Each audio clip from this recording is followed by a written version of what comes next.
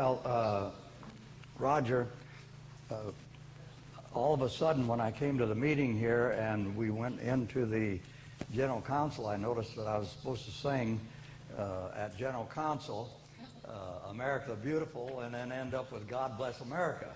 So this is going to be a dress rehearsal. If you'll all kind of take a deep breath, stand up, and join me in singing America the Beautiful. And see, we have a good dress rehearsal. Then you can teach all the other delegates that are coming to General Council. How does that sound, huh? Is that okay, Roger? All right. Everybody take a deep breath. Oh, beautiful for spacious skies, for amber waves of grain, for purple mountain majesties above the fruited plain. Hit it! America, America, God shed his grace on thee and crown thy good with brotherhood from sea to shining sea. America, America.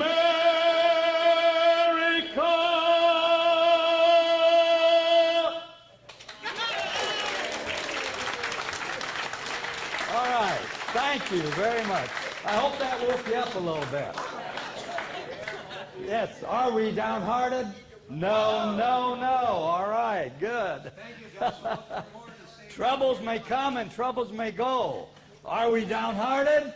No, no, no. Okay, thank you. We're going to take an hour and 15-minute break, so for lunch, we'll see you soon.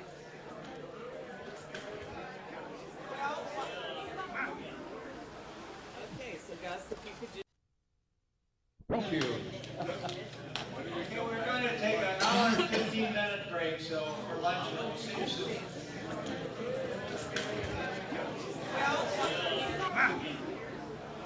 Okay, so Gus, if you could just show me the photos, hold them up to the camera, Oh. and explain what's going on in the photo. Just show me a few of them. Oh, yeah. It'll make a good... Well, I don't know if you can get this one. It's kind of dark. It's kind of dark. But this is one of my men's and women's combined glee clubs. And, of course, it's there are quite a few there, probably over 200 in that photo. But at one time, I had a big choral ensemble. And that's when I first came. I had 350 students singing in that group. And we did oratorios and cantatas and all those things with the orchestras and soloists and all that. And what was your position there? I was a professor at San Jose State. Yeah, in the music department. And I had just moved from the University of Oklahoma, where I had taught 4 years. And prior to that, I taught 1 year at the University of Colorado. So I started teaching at the university level in 1945. And so this year, this past spring, was my 64th year of teaching in higher ed. I just finished 59 years at San Jose State, so it's been a lot of fun, naturally. During that time, I also gave the first Broadway musical called Kiss Me, Kate, and that was 1961. It goes back a little ways, but you know, most people in most music departments throughout the country of universities and colleges kind of looked down on Broadway musicals, and it was kind of like breaking the ice and starting something that a lot of the music professors really didn't favor, you know. They always would like opera or oratorios or symphony and all of those things that were classic, right? So you were on the cutting edge. So that was breaking the ice. And of course, I've supported jazz all my life. So music is sound.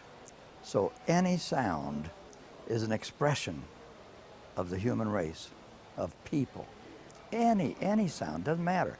Whether it be rock, hip hop, jazz, swing, symphony, opera, whatever it may be. It's just wonderful to have people enjoy a sound. Think of what it'd be like if you couldn't hear sound. And sound can inspire people. You know, it can make people want to go to war. In the old days, that's what they did. The old tribes, they would have the drum beat and get the adrenaline going, and they would make sound themselves. The human being would make a sound, and all of a sudden they'd go out and kill, right? You know, that was all from music. So music is very important in the lives of people. You can't escape from it. Anywhere you go, you'll hear music, whether it be the department store or the dentist's office or wherever, you know, a person is driving a car. You know, you can't be without that music on the radio. Have you actually seen some of your students learn to appreciate music after taking your class? Oh my, yes. Oh, they just love it. And some of them are so turned on that they begin to buy all forms of music. It doesn't matter. They want to investigate. They want to look into the various sounds that are available to them. And you know, there are a lot of sounds on earth today that we have today that never were here before. The electronic sounds and the invention of the electronic organ back during World War II, my goodness, think of all the things that the Hammond Organ Company came up with of sounds that we never heard before, and all the electronic sounds that are made today. The humans have so much that they have not, you know, discovered yet in music or sound out there. What about your favorites? What's your favorite kind of music? All. All music is my favorite. It really is. I find myself whistling all the time. In fact, when I'm, you know, teaching and things and walking down the hall, they know that Gus Lease is coming around because they hear me whistling. And it passes the day, whether I'm working or mowing the lawn or doing the dishes, which I do many times. I find myself either singing or whistling. And that eases the burden of work, just like the slaves did back in the days when they came first to the southern part of the United States, you know. It's wonderful. It can. What else does it give you? Does it give you a sense of calmness, or I guess it depends on Yes, what you're it singing, depends on the type of music. You know, it can be sad. It can make you feel sad. But then take, you know, Oklahoma, or Oh, What a Beautiful Morning from Oklahoma again. If you wake up in the morning and you start singing, Oh, What a Beautiful Morning, throw up the window, your day is going to go great. But if you wake up and you're down and you play some music that's a funeral march or something, you're going to be down all day. It can just almost do anything to a human being. Take a look at the rock today and how just a small group on a stage can get people to let go of their emotions and dance and do all of these wonderful things. So how can anyone not like rock? It's part of the human being. It's the rhythm, it's the feeling. The words can inspire you, you see. You sounded like you have an affinity for jazz as well. Oh my, yes. Oh yes. Right. I had a swing band at Morningside College in Sioux City, Iowa. I went to the Morningside Conservatory of Music. And so that was part of Morningside College. And I had a swing band during World War II. And it was called the Swing Shift because during that time, if you remember 8-hour days, people went to the swing shift to work at different factories and so forth in the United States. And so I thought, well, that's a pretty good name. You know, I'll call this swing band a Swing Shift. And we did all the beautiful swing music, the large band sounds of that era. When did did you first know that you could sing? Have you always sung, or Well, was it there all a goes certain way age? back. No, it all goes way back to the 6th grade in Sioux City, Iowa. The principal, and by the way, the principal was a woman. Can you believe that? Way back then, there was a woman administrator. You know, only the white men were administrators. But anyway, she was the principal, and she had a ticket that was in the 3rd row center front of the big, huge Orpheum Theater in Sioux City, Iowa, which, by the way, has been restored. It's on the historical records of the United States now. And anyway, she gave me that ticket to go see Hansel and Gretel by Humperdinck, the composer. And of course, that was days of the Depression days. So I went home and I told my mom, I've got a ticket. She says, well, but you don't have a white shirt. I'm gonna have to make you a white shirt on our Singer sewing machine. There you go. And so she made me a white shirt. And she says, all you have is jeans with holes in them. So we're going to have to buy you a pair of trousers. And that was a sacrifice. You know, Depression days, everyone sacrificed. So here I go into that theater, and guess what? All these people are in evening gowns, the ladies. The men are in tails and tuxes, and little old Gus Lease, 6th grade, comes in, and I didn't lift my eyes up or my head. I just kept them down, and I meandered down the aisle, 3rd row, center, front. I saw that production. I said, I'm going to be on the stage someday. And that's what inspired me. That started me. And then in the junior high school, my junior high school teacher took me. My voice had changed very early, 14 and a half. It had already, you know, during adolescence, it matured and changed over to a mature sound. And so she took me to her church and said, I want you to sing a solo. That got me started. I did The Birthday of a King, and from there on, I start studying voice. It was $1 for a lesson in those days. That's pretty good. And then it went to $2. Then I was hired for the Unitarian Church, which met on Saturdays. Well, now I thought I'd take in some real religious numbers, and they said, no, you can't do those here, like the Lord's Prayer by Malott, because Unitarians meet on Saturday and they didn't really go along with the teachings, the way the Bible and the Christ and all this. And then the next year, that was when I was 15, I made $2, by the way, for a service. That paid for my lesson. Next year, I went to the Christian Science Church, became soloist there. At 16, I became soloist at the Christian Science. $5 a service.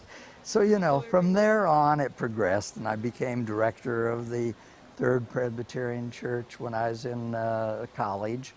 And so, you know, it just kept expanding. But I was in 4 productions in high school. In those days, we had big symphonies, huge symphony orchestras. And we did 4 operettas. One of them was the Chimes of Normandy, Ruddy Gore by Gilbert and Sullivan, HMS Pinafore, Trial by Jury, and oh boy, I can't, well, that's 4. Yeah, that's 4.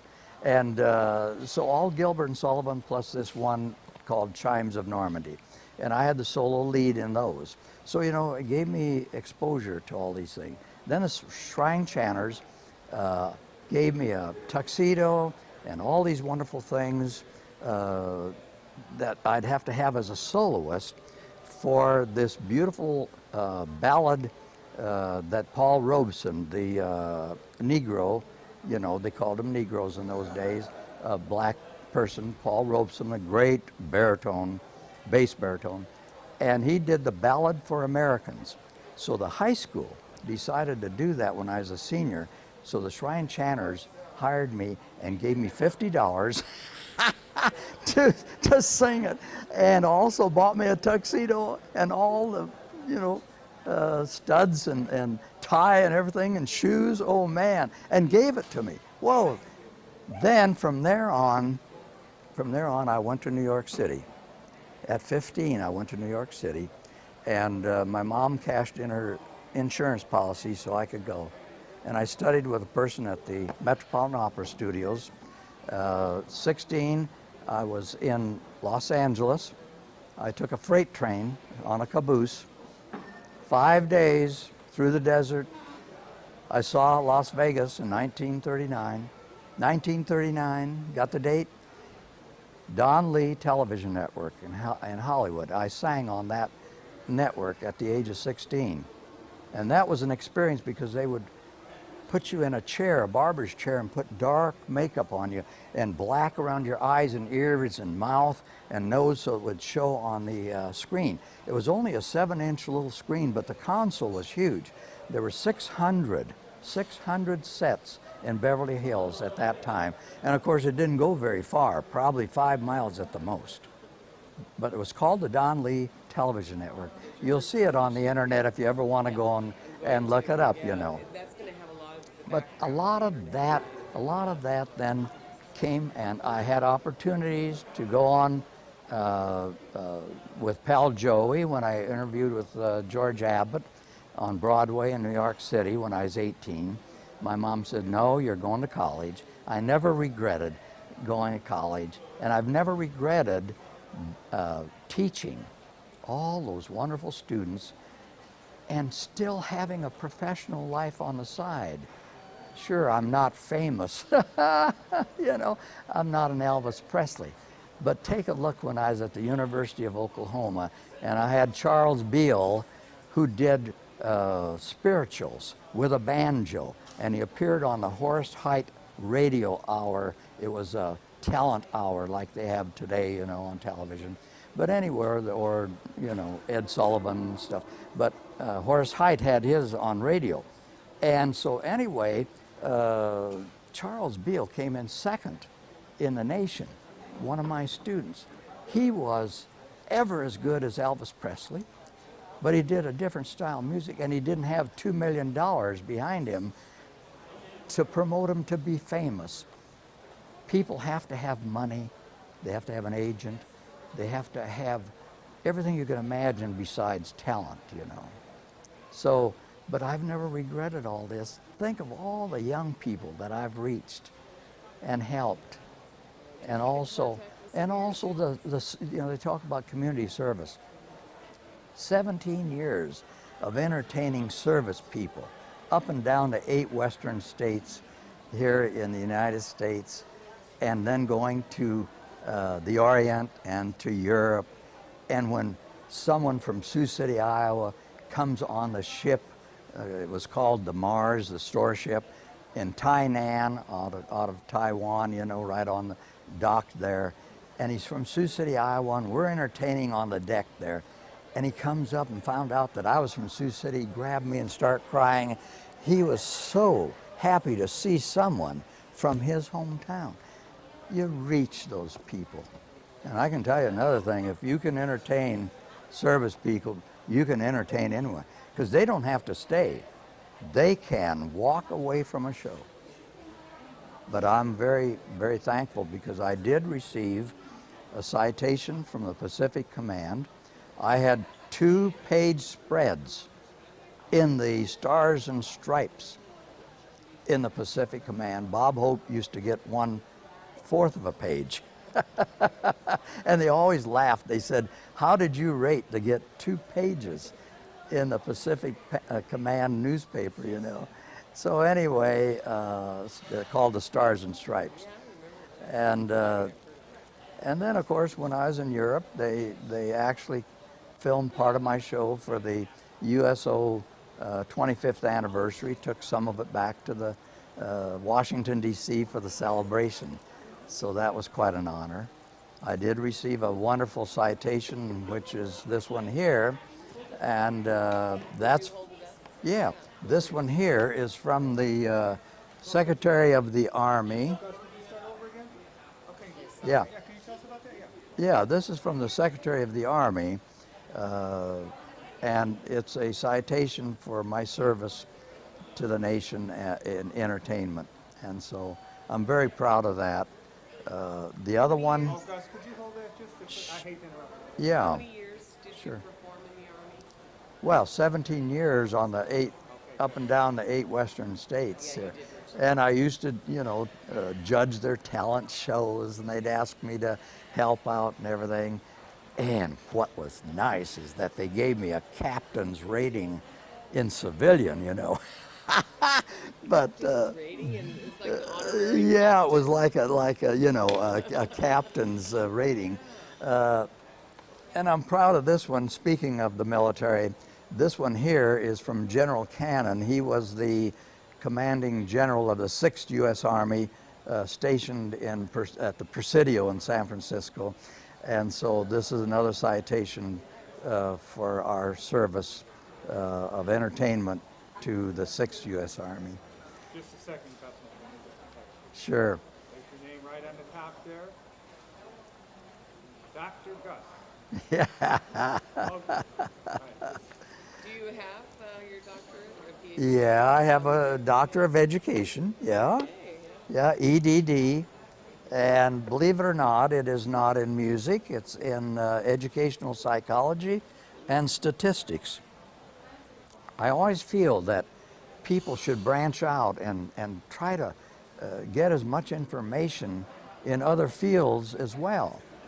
And then, way back in 1974, I believe it was, I was installed in the National Honor Society of Phi Kappa Phi at San Jose State, and then they made me president. Well, I was installed in 72. I was president in 74. I'm still, not all these years, but they asked me to come back again and be president of that honor society. So And it's called Phi Kappa. Phi Kappa Phi. It's like Phi Beta Kappa, only it takes in all the disciplines.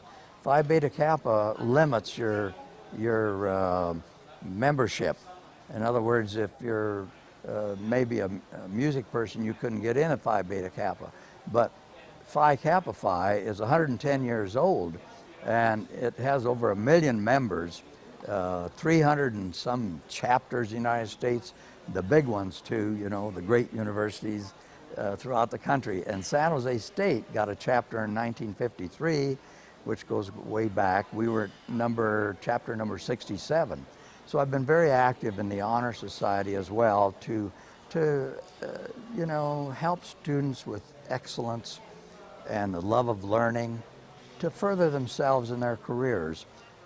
It's been fun. And I'm president right now, and I do take care of that. We initiated 460 members this last year, the 5th highest in the nation out of all those 300 and some chapters, San Jose State. Yay! Did you give out scholarships through? Yeah, we give, the society does. They give out huge scholarships. They used to give $8,000, but now they've spread it out a little more, and they give probably 50 or 60 $5,000 scholarships on down to study abroad scholarships, excellence in education scholarship.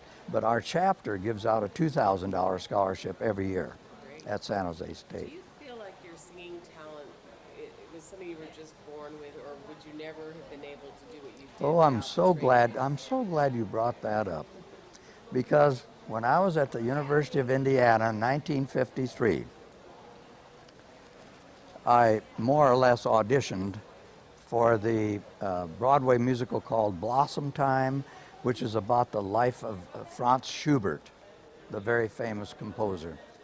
And the Indianapolis Times came down and saw our opening night production. And in the article, it said the only good thing of the whole production was Gus Lease singing, who has a natural voice that I doubt that anyone ever trained to that perfection. Well, that was a nice comment from the music critic. But it kind of made me mad, because up to that point, I had studied with 13 teachers and spent a lot of money to get to where I was, you know. Well, yeah, I think maybe you do have to have a little talent, but I believe everyone can sing. And I proved it at the University of Colorado with a young man that was in a fraternity, and they brought him to me to my studio, and they said, we'd like to have him sing at the spring initiation. And I said, really? Okay. And his name was Bob, so I said, come on, Bob. So we sat down. I went up the scale on the piano, he went down. That was something else. So I worked and worked with him. I gave him syllables, do, re, mi, fa, you know, on up and so on and so forth. Pretty soon I said, Bob, sit down to this piano and hit that key and match it with your voice. And he did. See the relationship between actually doing the sound himself and relating it to the ear. So since that time, I've said there's no one that can't sing. He sang On the Road to Mandalay, a big masculine song, you know, come ye back to Mandalay, you know. Oh, it was marvelous. At the spring initiation, it took it from fall to spring. Beautiful voice. And yes, I think everyone, yeah. What about retirees? If they've never really sung before, is singing something everyone should do, whether they're any good at it or not? Sounds like you do believe that, even if you don't sound so I great. think retirees should sing a lot because there's nothing like depression. And if they start singing, especially happy songs, honestly, they themselves, it will just bring them out of that depression. I know it will bring it out of that. I've done it. I have trained people of older ages. Yeah. They go out of my studio, they were just, oh, you know, whoa, it's a great day, you know, see you next week. Yeah, oh, absolutely. Probably also helps with health. don't And you even, believe? like I say, whistle. If you can't sing, whistle, do something, you know. And if you can't whistle or sing, get a harmonica and just blow on it. Do you play instruments, by the way? I did play the violin, and then I dropped that. I played in the high school orchestra. I did play the saxophone a little bit. Your voice is more your instrument. Oh, I spent so much time. You see, I have sung for over 200 funerals, more than that. Amazing. And who knows? I mean, I stopped counting them. And also weddings. I've sung for weddings. I never got remuneration. And it's always been my feeling all my life is that I am going to, if someone asks me to perform for their wedding or their funeral, you know, I would do it. I would do it. And it doesn't matter if you got paid or not. We usually sing Amazing Grace. Oh, that was one all the time, yeah. In the garden, yeah. How many times Precious Lord. How many times have you sung at GC? Any idea? How Well, many times? it goes back to Jack Matheny, Anaheim, and Jerry Brown was running for governor. So, 1974, 5, 6, mid-70s anyway, maybe 77. I can't remember if that was the date, but I was walking and I was regional director, and Jack Matheny, I was on the CSEA board, and Jack Matheny saw me and he said, hey, would you sing the national anthem for us to open up GC here? I said, sure. So that's where it happened. since then? Oh man, there were about 5,000 to 10,000 people in that convention center in those days. General Council was huge. And so then I sang for many presidents, you know, it's a president's prerogative to ask someone to sing for GC. So over the years, it's been several presidents. I think there have been just maybe 3 or 4 that I have not since that time. So when you finish singing a song like you did today, what kind of oh, okay. That's it, huh? You think you got enough material? Okay.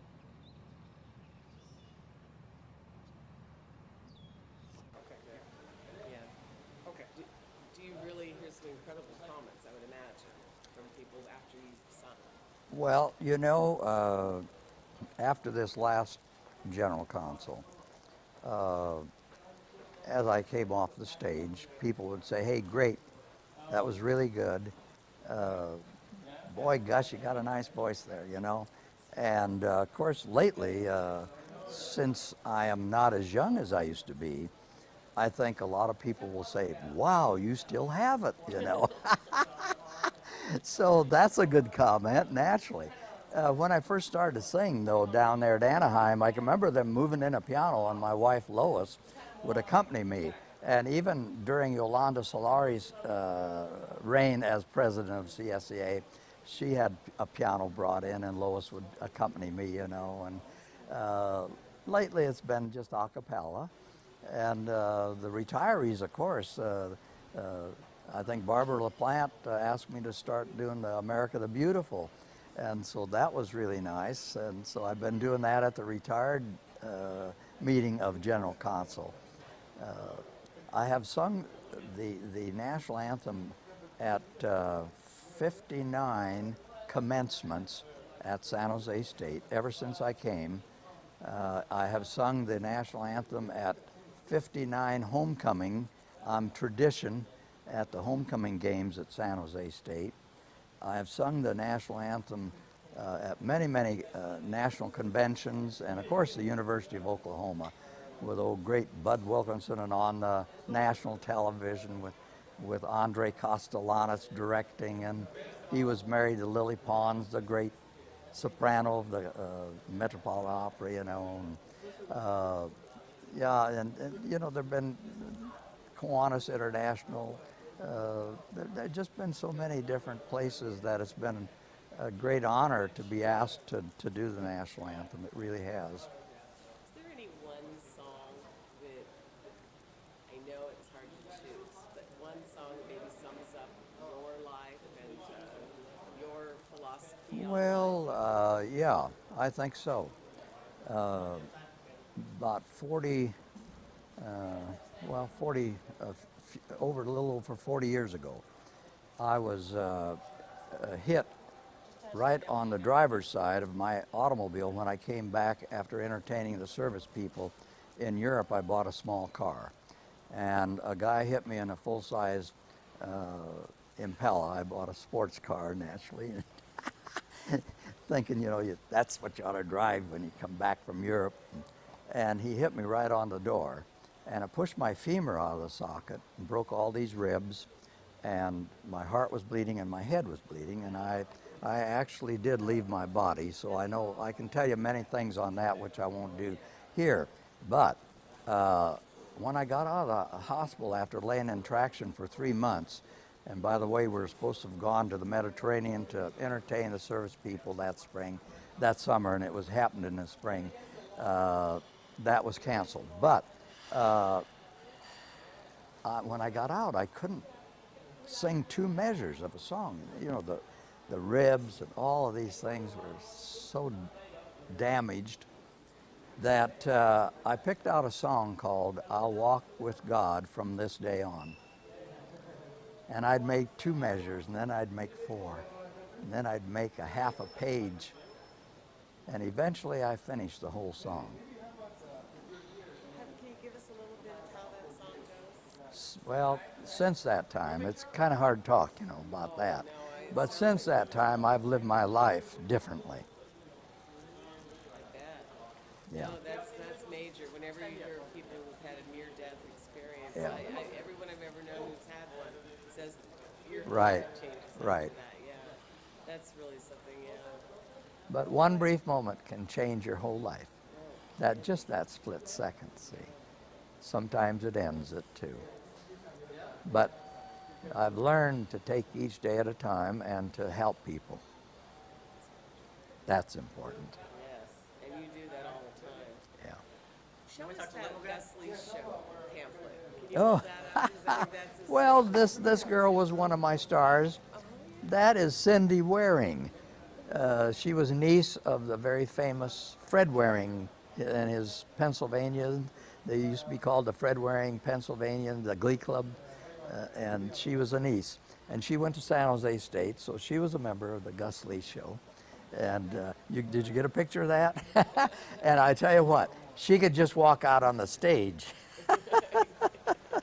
And they would whistle for 10 minutes.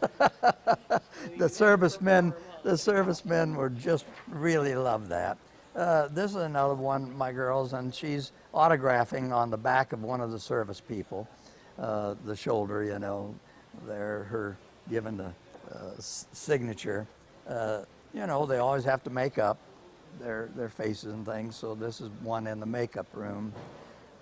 One of my very outstanding stars was Marjorie Brown, beautiful blonde, so much talent. She actually graduated from San Jose State and in theater arts and music, and went on to New York City and organized her own children's musical show and toured up and down the eastern coast. But she did pass away at a very young age of cancer of the breast. And so, but she had so much talent. It was just, she was great. She was great. Yeah. And of course, men's glee clubs. At one time, quartets. I had 3 male quartets going at one time. A modern jazz quartet, a spiritual quartet, and a classical quartet, you know. So I had 3 quartets of men. Those are fun days because there was a lot of talent. This is another group. They did the can-can. General Cannon one time wanted 17 can-can girls to perform at the Presidio in San Francisco because it was General's Night. And all the retired generals in the United States would come to Presidio. And so he wanted me to put on a show for him. And so I got the can-can girls. Well, he wanted 17 can-can girls, right? I said, I don't have the money. He said, we'll find that for you. So we did. We took them, and the girls danced all night with these men. It was a great thing, a great service, you know, to those who served this country so well over the years, those generals that really did something for the United States. And, you know, went back way to World War II, the days that we were there, you know, that sure. This is just another one, but that's not important. I always did a duet, a love duet, for all of my shows. Yes, that's me. And I would always sing a love duet. And they always teased me because we'd give maybe 3 shows a day over in the Orient, and then I would hold this young lady in my arms, you know, and they said, gee, you hold her more than you do your wife, you see. So, but the men love duets, naturally, and they love love songs, reminded them of all their people, you know.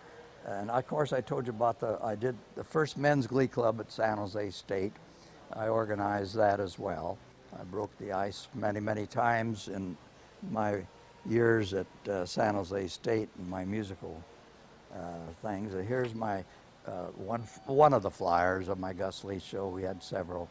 We had, For the USO or? no, this was the Armed Forces Professional Entertainment Branch out of Washington, D.C. It was all had to be approved back there. It was quite something to get that approval, you know. So there aren't too many that had the approvals at those days. We performed at, you know, Camp Roberts and many of those close by too. These are some of the other people. I would like to say that this is my wife over here. Do you see this one? I hope my finger can point. She was in a show too, singer and a dancer. And by the way, she's still working full time. Okay, I see that picture a little. This one, you want to see that again? Okay, yeah, I'm sorry. Did you get the I'm getting her right in the frame. yeah, this one right there, okay. She's still working? She's still working, Okay, good. full time. Isn't that marvelous? Where's she working? Evergreen Valley College, she's in the president's office, yeah. Yeah. Is she here today? Yeah, she was sitting right there. Maybe we could get a picture Yeah. of the two of you. Yeah. before you leave, too. Yeah. Yeah, that's, there's so many photos here. I think you got enough. We would entertain on flatbed trucks. We forged the stream in Korea. We were at the DMZ when 8 infiltrators came in from North Korea, and they would shoot off flares and warn people. And they told us after we performed, get down, on the floor of the bus if anybody tries to get on the bus. It could be an infiltrator, So great experiences when you perform and entertain. You go places where civilians never go. Yeah. Yeah. So there are many stories you can tell. Yeah. Are there any,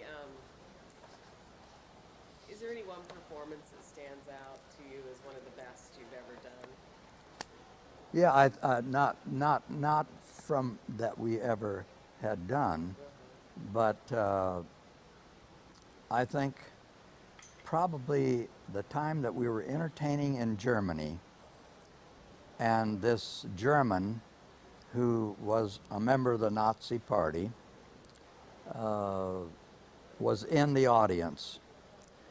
And I did a selection, a solo. And by the way, I also did solos as well as duets. But I was master of ceremony, naturally, like Bob Hope. And after the show, I did a selection called Once Upon a Time. And, it goes on. The world was sweeter than we knew. Once upon a time, we sat beneath a willow tree. Once upon a time will never come again. It ends that way. And this German came up to me with tears in his eyes, and he said, "Do you suppose you could get me a copy of that music?" Now, somehow I touched him with that particular song. That stays in my memory, that he must have lost a loved one, and that, the world was different. And so, yeah, that was one of the What a things. beautiful life you have. Yeah. Wonderful. Yeah, I could go on all day. When I start putting this all together, I'm going to probably need to call you to clarify a few things. Thank you. Yvonne Walker with Local 1000.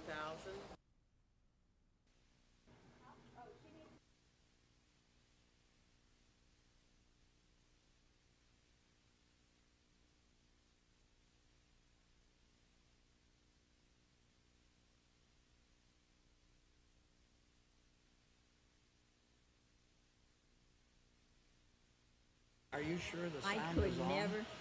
I could never. You could, it was working? Probably got a red light or something that tells them. You look like a man that's been around cameras a couple of Yeah. times. So, could I get you guys just chatting back and forth? Yeah, well. Don't. Okay, You so mean mentioned- sort of like, well, Like at yeah, okay. Okay, well, just a minute. Never an argument? When, Yeah. Oh, yeah, I say, No. don't give me that. You're not having sound on this. Are you Well, having sound from sound? back here a little bit. Are you having sound on this? A little bit, just Then just you- just a natural sound. Yeah. Oh, well, you're gonna ask a question? Well, I was going to ask, so when you said you met her at the Presbyterian Church? Yeah, the Oh, First Presbyterian Church, San Jose, California. Yeah, 19, whatever it was. Anyway, 49 years ago. Was it When- love at That's first when we sight? got married, Yeah. but we met earlier. Well, I came to visit a friend of mine who was a teacher here, and I In came my to see. choir. Yeah, and her fiance was in Gus's choir, so that's how we met. Yeah. And I Yeah, said, that "Oh was something. no." That was something. Do you have children? Well, yes, but about that meeting, is she had a beautiful pink dress on. And I noticed her out there in the audience, and I said, wow, because I'm here up high directing the choir and the music and everything. And I looked out there and I saw this girl, in a pink dress, and I said, ooh, but we're going to a restaurant to eat. Why don't you come along? And I said, oh no, I said, I've got a roast on at home. And I was cooking a roast for my dinner, for my lunch, you know. And I said, no, I can't do that. I can't do that. Well, we got out in the parking lot, and their car's parked next to mine. Get in our car. We're going to go together. That started it. That was you after on a date? Well, then they took her home to Oakland. Hi, Trinda. Could you come over here for just a quick second? And then I And had to that's go both ways. that's what happened. She would come down to Yeah. Hey, could you sit down for just a quick second? Oh, great, you get to just sit 30 down seconds too. or so. And you get to sit down. Are you gonna get her in? No, I'm just No, getting no, cover no. He shots. just. Aren't he you likes gonna to- get her in? No, No, Oh, you gotta get the I'm She's interview. a journalist. I'm behind the scenes. Yeah, that's how I like it, behind the scenes. she's a journalist, right? So, But I think, Anyway. as I was saying, is this still rolling though? No, just this available Okay, good, sound. good. Oh, okay. Feeling like You're in more of the background. waterfall Yeah, than yourself yeah. right Okay, now. no sound. or No, anything. just from here, Yeah, That's because what I'm the reason I was wondering if it was rolling is that I wanted to say that, you know, she played for me for many of the. His first wife was a concert pianist. I was just that, you know. Oh, So I did it because I had did to. beautiful. I did it because I had to. Beautiful. She's accompanied. I She's know. I accompanied. remember a few. I've been around Have 2 you been around years for at a long CSEA, and I time? remember. Okay. I didn't know